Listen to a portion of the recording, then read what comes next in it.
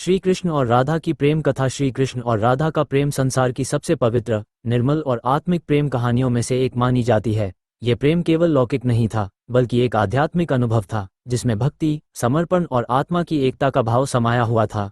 श्री कृष्ण का जन्म मथुरा में हुआ था, लेकिन उनका पालन पोषण गोकुल और वृंदावन में हुआ। वहीं उन्होंने बाल्यावस्था में अपनी लीलाओं से सभी को मोहित कर दिया। राधा, जो कि बरसाना की थी, श्री कृष्ण की बाल सखी थी। कहा जाता है कि जब राधा ने पहली बार कृष्ण को बांसुरी बजाते देखा, तब से ही उनका मन श्री कृष्ण में रम गया। राधा और कृष्ण का प्रेम पारंपरिक प्रेम की सीमाओं से परे था। उनका प्रेम निस्वार्थ था, जिसमें कोई वासना या स्वार्थ नहीं था। राधा श्री कृष्ण की भक्ति की सबसे सुंदर अभिव्यक्ति थी। वे कृष्ण को अपना सर्वस्व मानती थीं, और श्री कृष्ण ने भी राधा को स्वयं अपने हृदय का अंश कहा। उनकी प्रेम कथा वृंदावन की कुंज गलियों, यमुना के तट और नंदगांव बरसाना की वनों में बसी हुई है। रासलीला, जो श्री कृष्ण की गोपियों के साथ की गई दिव्य नृत्य लीला थी, उसमें राधा का स्थान सर्वोच्च था। राधा के बिना कृष्ण की लीला अधूरी मानी जाती है। हालांकि श्री कृष्ण का विवाह रुक्मिणी और अन्य रानियों से हुआ, लेकिन राधा के साथ उनका विवाह नहीं हुआ। फिर भी राधा का स्थान उनके हृदय में सर्वोपरि था। राधा और कृष्ण का मिलन भले ही शारीरिक रूप से नहीं हुआ, लेकिन आत्मा के स्तर पर वे सदा के लिए एक हो गए।